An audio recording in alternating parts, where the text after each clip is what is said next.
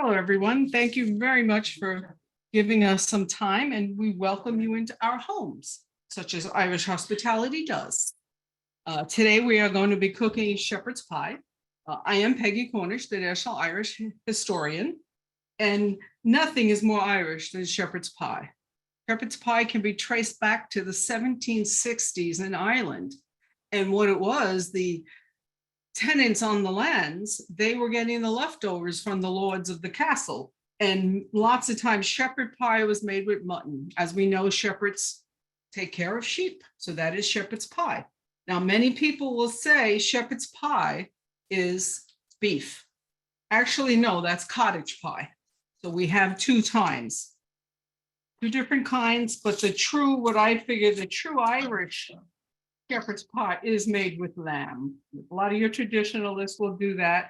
We've taken some modern conveniences here. We're using ground lamb instead of mutton. You would have to cook a very long time to make the mutton tender. So this is good. Many people will cook their vegetables from scratch. I chose to use a modern convenience of frozen peas and carrots. We have that. That's the only other thing that's not from scratch. So we will start cooking. Some of this stuff is pre-done. So you will have the magic oven and the magic kitchen, which is good. Okay, first thing you're going to do is you're going to put some of the oil in the pan, and you're going to take the carrots, the onions, the celery and the onions, and you're going to cook them just a couple of minutes, 4 or 5 minutes until they get soft. Right here, we've got them in the frying pan.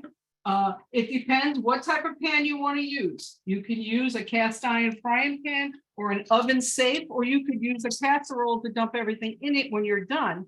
That's your choice. On the second pot, I chose to use 2 pots. It just takes a little easier on the time. The second pot, I am taking the ground lamb. I have 2 pounds of ground lamb, and we are browning it. We have pre-browned it a little, so in the magic of time in our kitchen, we will just brown this up. If the lamb tends to be greasy, you are going to drain the grease when it is cooked. Okay, so now, while we're browning the lamb and softening the vegetables, I am going to turn the camera over to Sister Emad Flood. Sister is our chaplain in our local division. Sister comes from County Cavan in Ireland, and she is going to speak on Irish hospitality for a couple of moments.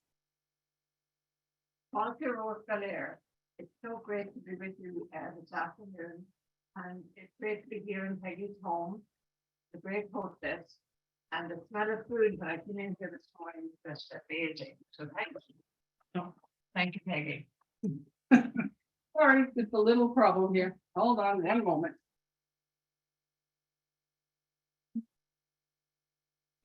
Can I go on?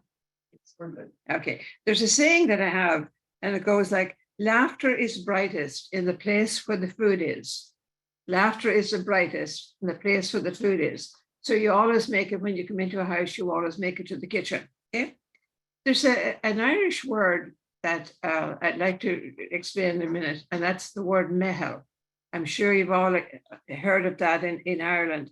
Meitheal is when the local farmers get together and they bring in the harvest. So all you have to do is bring a pitchfork with you and join the neighbor men to bring in your harvest. And then the men in your house will go to the neighbors and so on and so forth until all the harvest is brought in. Farmers would depend on one another for this. And it was it was an accepted thing.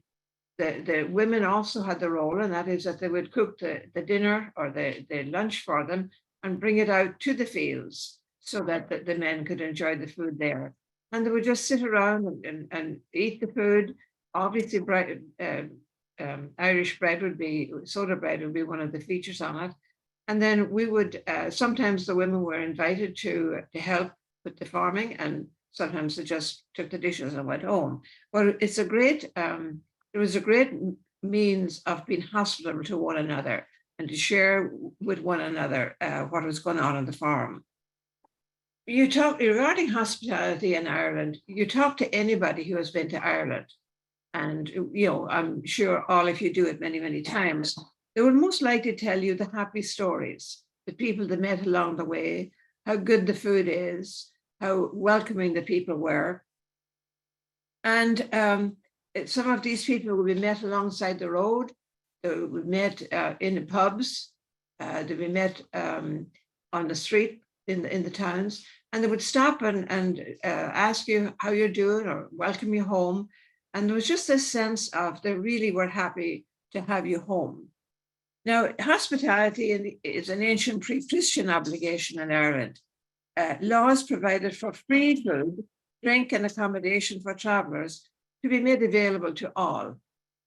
Irish friendliness is renowned around the world. There are rules and etiquettes to be followed. When people travel around the world, they expect the same friendliness. Like, for example, in 1967, when I came to the United States, came into the airport in San Diego, and I was expecting the sisters to be there to pick me up. Well, unfortunately, they didn't get the message that I was coming until an hour after I had arrived. But in the meantime, I was standing at the airport waiting for somebody. Everybody who'd go by, I would say hello, hello, And I thought, now, they must have thought I was crazy, because that wasn't the experience here. You don't speak to everybody. And finally, of course, sisters did come to pick me up.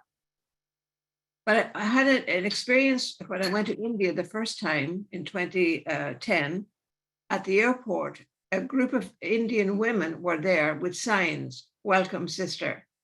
And that made such a difference to me, that a whole group of women that I had never known before, never saw before, they never met me before, were at the airport willing to welcome me to their country. There's also what I call an Oscar for hospitality in Ireland now. It's a yearly award that's given to the company, the business, whatever. I was telling Peggy and Kate here that there's almost 100 categories that you can qualify for. And there's some really good prizes given for this award. So it really promotes bars, it promotes industry, it promotes trade. It also promotes song and dance and music and theater and the screen, because we do it all in Ireland, I think. When I returned home in 1970 for the first time, I was going through Dublin Airport to pick up my luggage, and I think I was the last one in line to pick up my suitcase. And I heard from the end of the airport, "Hello, sister, welcome back. Welcome back to Ireland. I hope you have a good time." And that meant everything to me, because I knew then I was back home.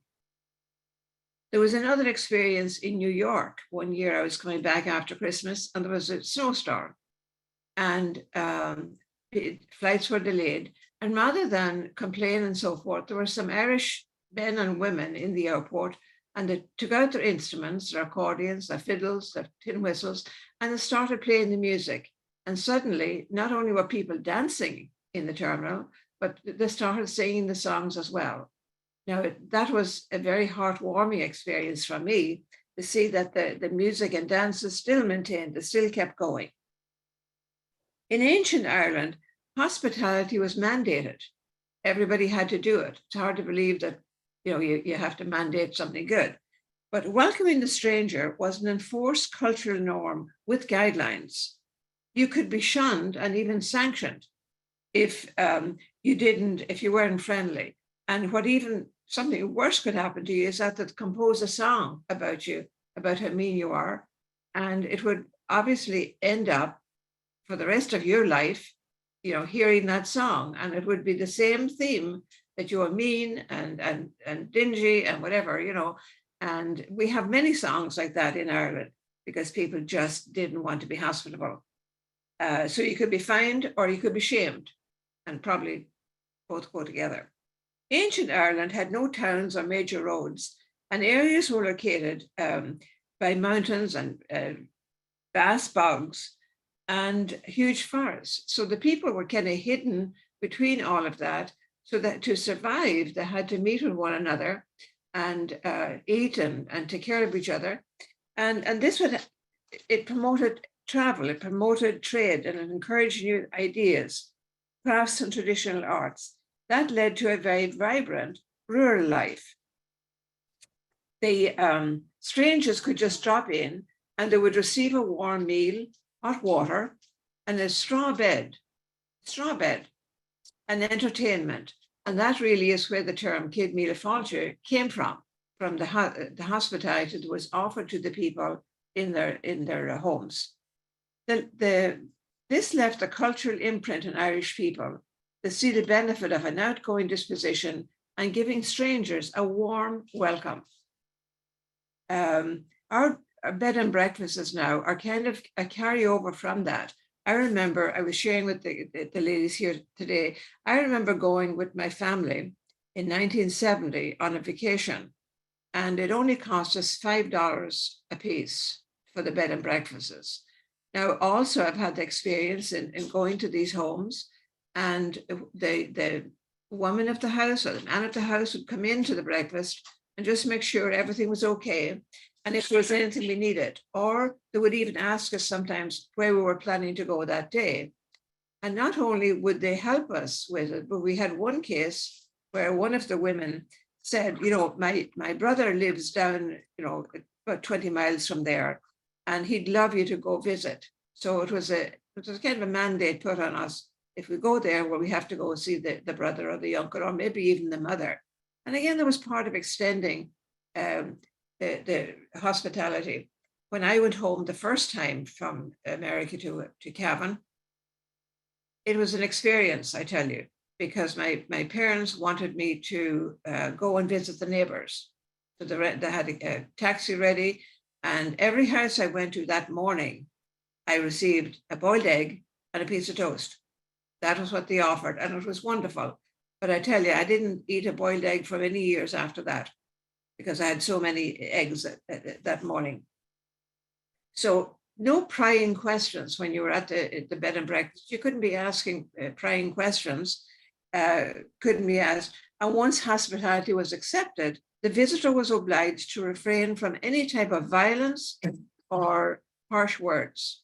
That you couldn't do that because you would be obviously dishonoring the people in the house.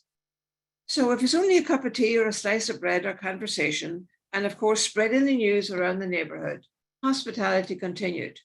My father used to belong to a senior group, and he would bring home all the news around the town. Because remember, we didn't have televisions, sometimes not radios, the telephones for sure, no computers, no TVs. So you had to depend on the word of mouth to get the word out. And usually it was the deaths that had happened in the town or around the town that time. Also, I had first-hand experience. We had a big wireless, and every Sunday for the Sunday game, the football game, the local men would come in and they'd be kneeling on one knee, or they'd be sitting on the floor, or we obviously didn't have enough chairs for all of them. But you daren't walk in front of the wireless because you'd be yelled at. They came in and they watched the game on wireless. They tell you they were watching the game on the wireless. So that was always puzzling to me, but it was funny. So hospitality was one of the Brehon laws. To become so ingrained in Irish culture is of no accident, because it has become synonymous with the 40 Shades of Green, with how Ireland is referred to. And that really was composed, I believe, by Johnny Cash after he had been in Ireland for a while. It was his description of the country. And wasn't that an apt description? 40 Shades of Green, at least 40. So refusal to offer hospitality was not only a sure road to an embarrassing reputation, it was illegal, and a fine could be levied on the household. Isn't that amazing? And then, as I said earlier, a song could even be written about you, or a poem composed about you. So any traveller to modern Ireland now is bound to find warm and gracious reception. It's probably different for most of us because we're either born there or we're very familiar with the country. But when people go, like Americans go from here over there, they will talk very frankly about the pleasant experience that it was for them. St. Bridget, our own St. Bridget too, she never turned away a hungry person. We also know that she made ale. She was very famous for her ale. And the ale, she never ran out of the stuff. There was always enough there for everybody. So she gave food to those in need, and she's known for her gracious hospitality to everybody. It was in Kildare that she founded her monastery, where she cared for the sick, and it's where she tended to feed travelers. So she would have poets and craftsmen and farmers who were all welcome to her house. When the Celts converted to Christianity, the traditions of welcoming strangers continued. The modern carryover from that is the candle in the window. I remember as a child going to midnight mass, and all the way along the road, there would be candles lit in the window. I can imagine the fire hazard they were, but they were left lit during the time of midnight mass. So we would walk, the four of us would walk to mass, and on the way home, we'd always be invited into Paddy Riley's house for some libations for the adults. And we were given some mineral drink that I have no idea to this day what it was, but it made us feel all warm, the kids all warm inside, and we felt great. And there was always a big roaring fire as well there. But we'd leave there close to 2 o'clock in the morning and head out for home, where the candles would either be put out or they would still be lit. But it was that idea of being welcomed and feeling warm that made a difference to us. Anyway, so still today, when Mary Robinson was elected president, she continued the same practice of having the candle in the window. And to this day, I believe it's still there. I know the last time that I was in Ireland, it was in the window in the Naras Nuptaron. And I just want to finish with a couple of things that you don't do in Ireland. And again, I'm sure because if you're Irish, then you wouldn't do them anyway. But it's just a thing that you do. You never order corned beef and cabbage. It just isn't an Irish dish, and I don't think you'd even find it in Ireland. Don't use a phony Irish accent. Don't pretend you're Irish if you're not. In other words, you love this one. Don't order the Irish car bomb. It's a liquor composed of Guinness, Jameson, and Baileys. And it just simply because of the name of it, we wouldn't probably use it. Or black and tan as well. When you go to Ireland, don't just stay around Dublin. Take advantage of the country. Take a car or a bicycle or whatever means of transportation like, and see the country. It's very changed, certainly since I came out here. Don't talk politics, particularly American politics. Don't brag that you're 100% Irish. They'll probably figure that out on their own. Don't compare America to Ireland. I made that mistake the very first time I went home because I started talking about how big and better things were in America. And my brother, Lord Emerson, didn't let me forget that. And even the niece and nephews still continue and still remind me that I always compared it. This is one too that is very common in Ireland, and that is to make sure that you do the rounds. The rounds is when you're in a bar and you take your turn to buy the drink. If you don't buy a drink, you will never be part of that company again. They will not invite you out. So you better take care of your rounds. And it's advisable that you buy the first drink, not the last one, but the first one, so that you're seen as a generous person. Don't say something like top of the morning. You'll probably get thrown out for saying that. The other thing is that Irish people would be very upset if you were in the neighborhood and you didn't call in to see them. It was assumed that you visited all the friends that you ever knew or your parents knew that you would have to visit them. So going to one house during the day meant that you had to go to maybe 4 or 5 and you would get a meal there. Not boiled eggs and toast now though, but they'd offer you something else. And don't ever refuse a cup of tea. Don't say, I just had one in Jones's house next door or in Flood's house next door. Take the cup of tea. Be grateful. If you're not grateful and gracious, that's the worst thing you could be, is just dropping in and saying, everybody drops in for a cup of tea and the cup of tea lasts for maybe an hour or more. So these are just a few things that I put together. And I hope that you spread hospitality here too. That you, for example, I usually have dinners on Sunday evening with friends. I invite them over. I always leave the front door unlocked. They can simply walk in. And there's a difference in walking into a house and being let into a house. that, and I also had a dog for a number of years, and she didn't take too kindly to the doorbell ringing. So if you can, leave your door open, welcome them.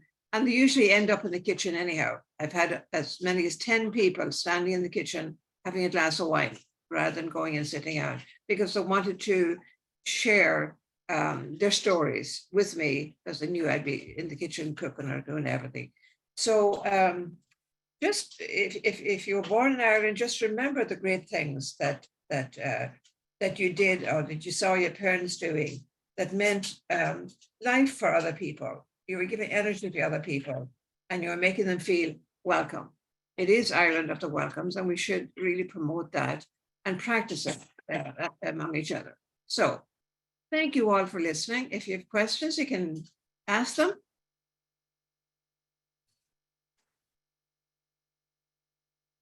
No.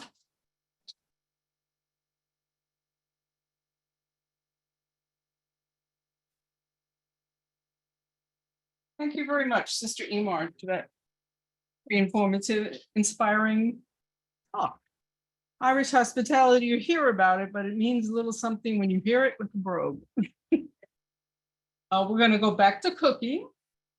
Change the thing around. The ground lamb is now brown. It's all heated. We have drained the fat out of it. If it's very fatty, drain it. If it's not, you don't have to. Okay. So now when the lamb is brown, we're going to add half of our salt.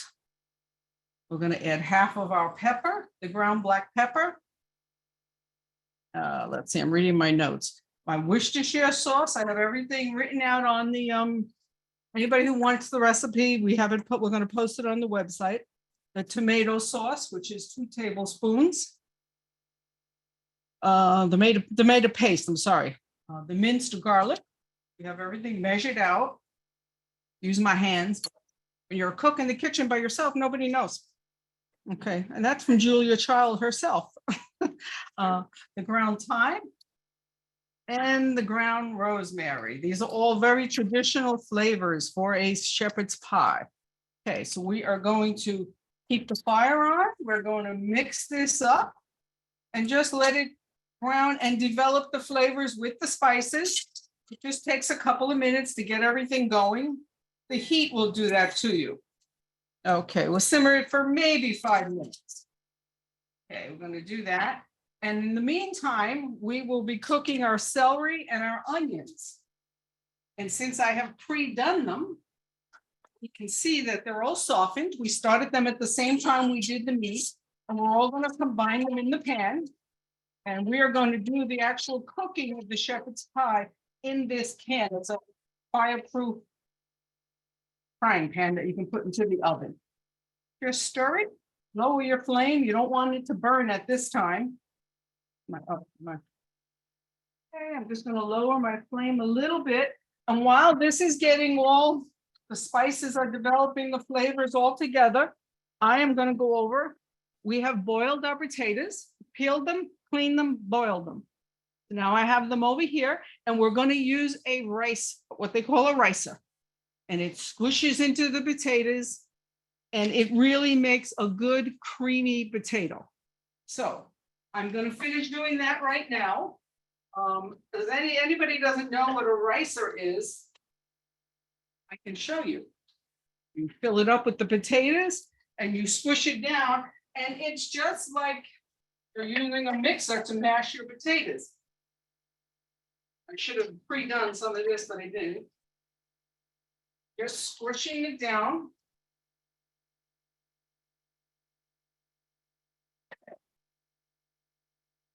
One more to go and we can have it done. Then we will be adding cream and butter to the potatoes, which is your basic mashed potatoes.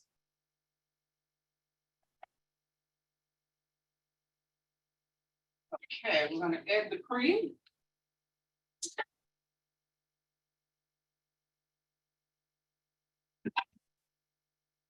As you can see, the potatoes are really mashed well. And we're going to add the butter. And we're going to squish them all up. And they really make a really nice firm mash. And this is what is gonna go on the top of the shepherd's pie. Oh, okay, here. You can see here, we've mashed them up. They're in the pot. And all we're doing is adding the cream and the butter. It's very basic. And we're going to add the rest of our salt and pepper. We only used half in the meat. We're going to use half in the potatoes. It gives everything a little flavoring. You spice as you go along. Wash. No, we don't have the overhead cameras. I'm sorry, I don't have a camera crew. Okay, let's take a look at our ground beef. Since we are cooking it in this pan in the oven, we do not have to do anything as far as transferring it to a baking dish. This is going to be our baking dish. So that looks good. Okay. Now we have our beef broth. Let's see. We're going to add that in, and we're going to cook it just another minute or two. You just want to cook it enough for the flavors to blend. Remember, this beef broth with the flavors in our meat and our spices are going to make our gravy. In the meantime, we are going to make a roux. I'm going to put the water, and we're going to put some cornstarch. I'm going to mix that up a little. Hold over the flame. And it'll turn into a paste in about a minute or so. And that's going to thicken your gravy. Well, years ago, when they developed these recipes, you used whatever you had. Cornstarch, flour. Stir this once or twice. Get all that good flavor off the bottom of the pan. I really wish you could be here because this smells delicious. It really does. It's like the whole house is smelling it now. Let's see. Right.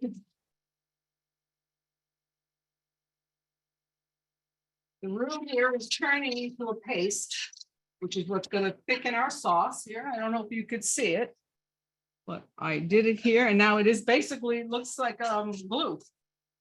Not that we want to eat glue, but it is a paste. We're going to mix it into this sauce here, and that is what's going to thicken our gravy over here.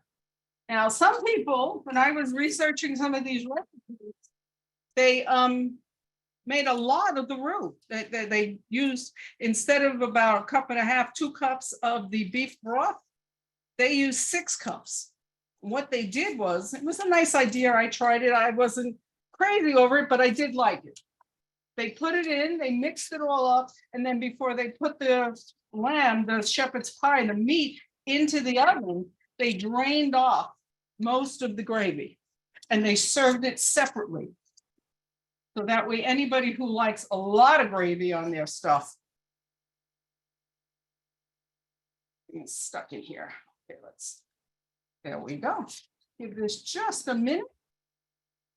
Once it gets hot and bubbly, that's why it doesn't take too long to cook it in the oven, because everything is basically cooked when we're putting it in the oven.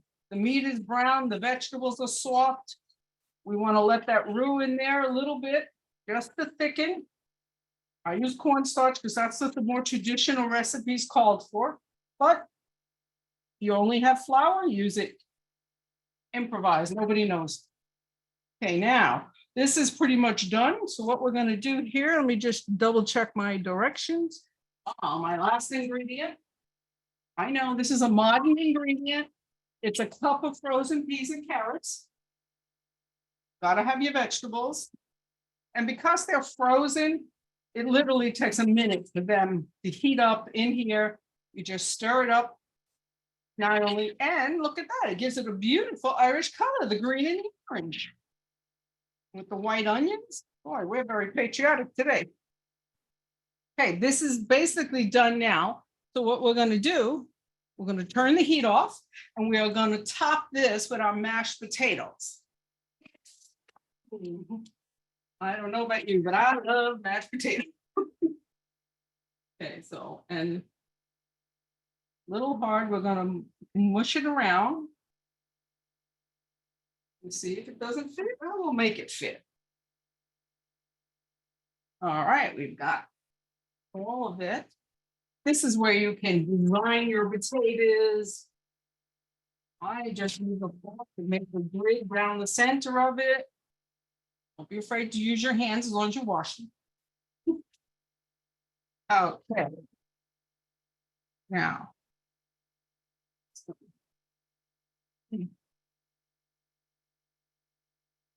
Take a fork and you spread it out. You want to cover it and bring it right to the edge of the pot so that when this starts boiling, underneath it will be very bubbly and hot. This is so great on a cold day. The storms we've been having here in California, I've made it twice in the last month. Just, you can't beat it. You serve it with a little brown bread or Irish soda bread. Teach your friends about our traditions, that it is not just corned beef and cabbage. Everybody I serve this to loves it. So then you make a grid down it with the fork, use the back of the fork, and it will make lines. And when you're browning it, it really makes it beautiful. Now we're going to put it in the oven. And this shouldn't take, if you have not browned everything and cooked it, you need to leave it in there about 20 minutes. If not, we have cooked it. You're going to put it in the broiler. And you're going to leave it in there and watch it. The broiler works fast. We're going to give it a minute or two and just see how it browns. And then you can put it very close to the broiler. But once you do the broiler, it usually only takes a minute or two. Okay, now. And remember, things in your kitchen, what you're cooking, always tastes better if you can get somebody else to do the dishes. Okay, so we'll ask that at this time when they're smelling and they're ready to eat, get one of them to do the dishes. Now, while that is cooking, I want to talk about something else. I was going to open the webinar with this, but we decided since we have a little downtime waiting on the cooking that we would talk about it now. I wanted to dedicate this to two Irish people that we have lost in the last week or so. The first one is our auxiliary bishop, David O'Connell. He was a Cork man. He served the St. Gabriel Diocese, which is where I live in Southern California, for almost 50 years. And I guess as everybody has read it, his life was taken about a week ago. He was a wonderful man and he did a lot. I had the opportunity of meeting him several times. He seemed to be all over the place.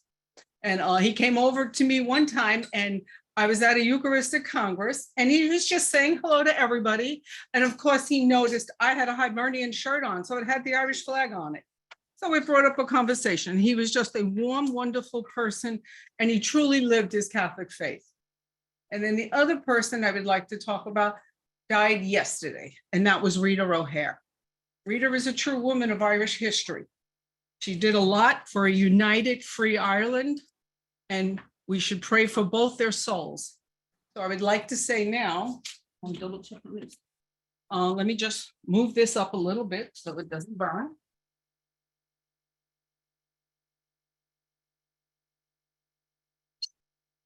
There we go. And I would just like to say the Irish prayer of parting, and it is weep, but briefly for your loved one. For by now, David and Rita has had a pleasure that is unobtainable on this earthly realm. For by now, they have seen the face of God. So weep briefly. And remember, when we meet them again in Tiernan Og, the land of the blessed, there is no pain, no sorrow, only great joy. And until we meet again, old friends, rest in peace. Amen. Let me check this and see how we're going. Let's see. Is it discourteous for one? Okay. Oh, we have a question for sister. Is it discourteous for a woman to drink Irish whiskey or whiskey in general? Is it discourteous? Absolutely not. Absolutely not. If it was, I'd be in deep trouble. Yes, if you No, not at all. Deep trouble. No, it used to be. I know my mother would never dare drink anything. And my father really didn't drink either. He'd have maybe a bottle of stout at that Meitheal, you know, or bringing in the harvest, but I don't think I ever saw him going into a bar or talk about a bar. It just wasn't done at that time. Women would usually drink sherry. That was a lady's drink.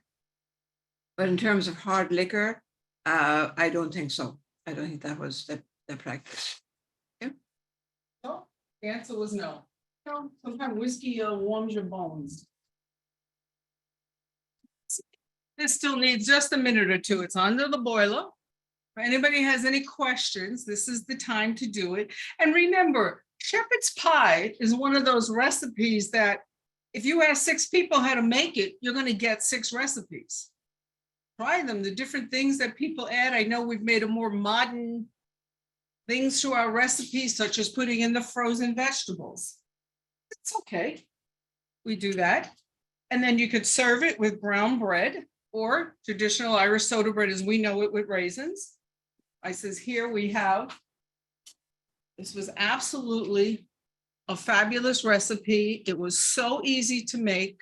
The whole thing is done in an hour, putting it together, everything, and it's got a great nutty flavor. I actually stole this recipe from America's Test Kitchen, but if anybody would like them, I will post them on the website. And then this recipe is my pride and joy. It is Irish soda bread, traditional Irish soda bread, which we're seeing a lot now. I can tell you that I never could bake Irish soda bread. It came out as hard as a rock. And then one day somebody sent me this recipe, and that was another Hibernian, Mary Hogan in New York, that somebody had given it to them. It is the best Irish soda bread recipe. I give it to everyone. I will post this on the website too, and it is fabulous. Anybody who doesn't like soda bread, they will change their mind when they taste this one. Okay. Now let's see what we've gotten here.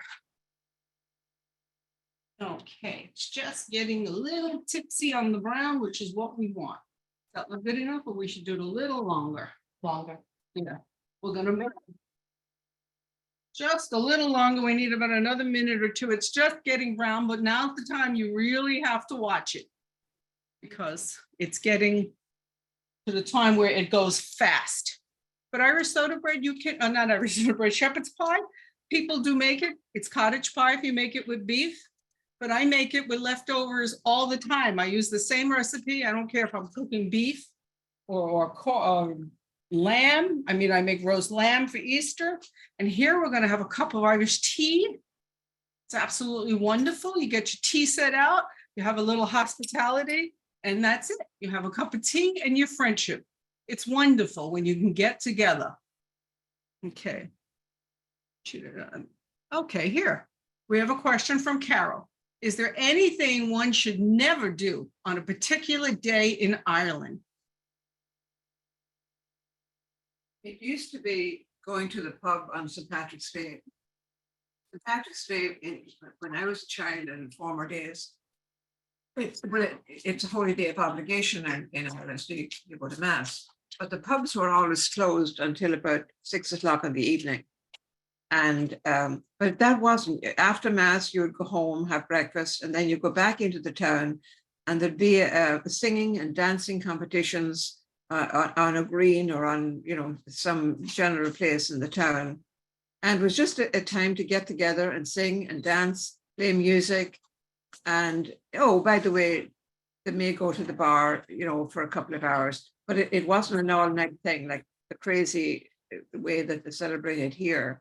It was kept as a holiday and very little bar time, but a lot of sharing with family and friends and the Irish community. So I never remember, you know, this crazy stuff that we do here now.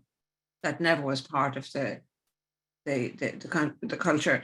And unfortunately now, you know, the parades and all of that has come into the country, and everybody has a parade song. But you know, and spend at least all day in the bar. So that's never part of our culture. It's not all about alcohol. We have another question. Would I ever top shepherd's pie with Kilcannon? I don't see any reason why, as long as you're washing it under the broiler, that would give an extra bit of flavor. The cabbage and the kokanen is beautiful. Put it in there. I would just watch that you have a little more potato than kokanen so it wouldn't burn under the broiler. But yes, that's actually a good idea. Now we have another question that says from Suzanne, what started the corned beef and cabbage as an Irish dish? Okay, I do know the answer to this. Corned beef and cabbage, when you talk about St. Patrick's Day here in the States, people, that's what they think of, corned beef and cabbage. But the fact is, in Ireland, you would have never gotten corned beef. You would have gotten bacon and cabbage because they were a poor country. They would not, and to have a piece of corned beef, that was a big deal. So when they came over here, the Irish immigrants, many of them settled in the Lower East Side in New York. And when they went to the butchers, many of the butchers were Jewish butchers, so they had the brisket there. And the Irish had some jobs here. They became a little bit more affluent. So when they had a day like St. Patrick's Day to truly celebrate their culture, it started with mass, going to the parade. Well, when you made a meal, it was a proud thing when you could serve something like that. And that wasn't a particularly good cut of meat. It had to be cooked a long time to make it tender, but that was a great thing. And that's where that tradition started. It just stuck. Okay. And now let's see, we have from Kathy. Could you please explain again how shepherd's pie got its name? Thank you. Okay. Shepherd's pie comes from, if you think, who does a shepherd take care of? It's sheep. So this was the leftovers. They would put everything together to feed their families. And it was probably made with mutton at first, which required that they cooked it a long time in a cauldron on an open fire, most likely.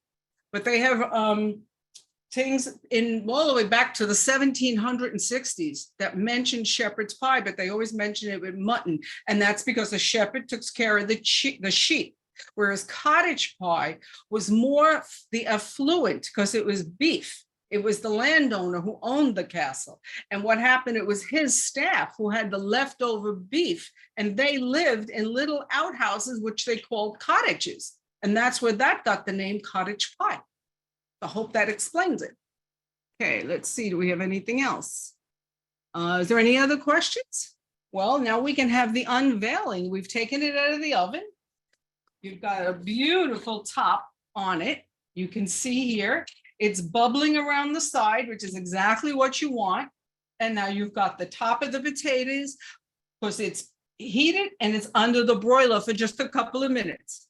And you can see it's beautiful.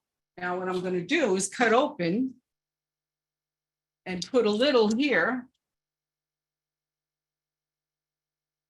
You can see what's inside. And actually, if you think about it, you got potatoes, meat, vegetables, everything on one plate. Steaming hot, it's perfect for a cold day. You'll serve it with a piece of brown bread. And there you are. Enjoy. Thank you very much for coming. This is the end of our shepherd's pie. So I hope everybody takes some time. I will post the recipe that we used.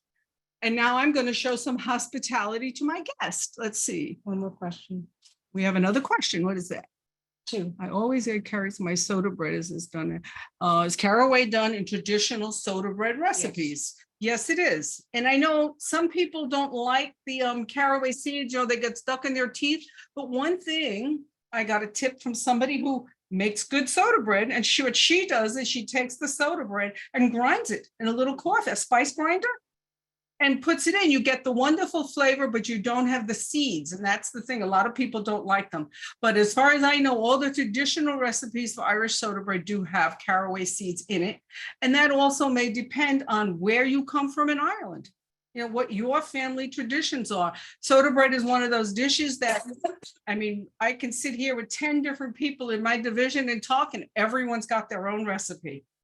So here's one. Okay. Do you have a top shepherd's pie with cheese? You have a top shepherd's pie with cheese. Nice. I'll be honest with you, I have seen that. I do not do it myself.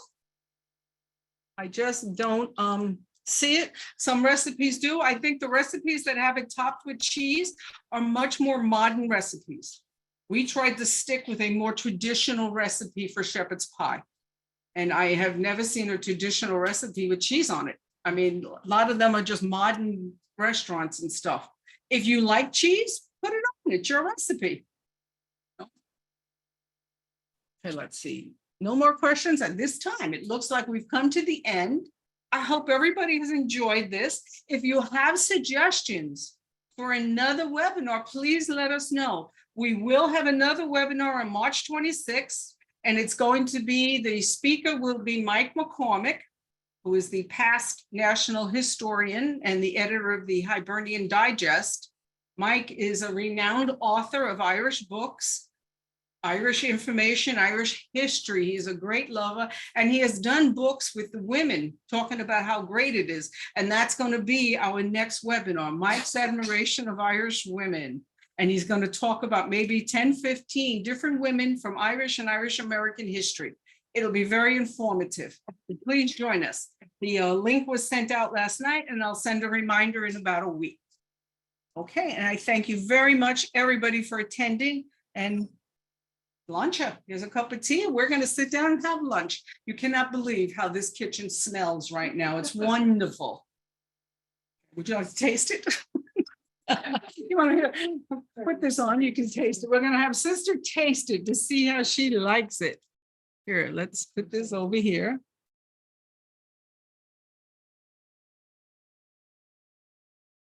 There we go. Sister gets the first serving.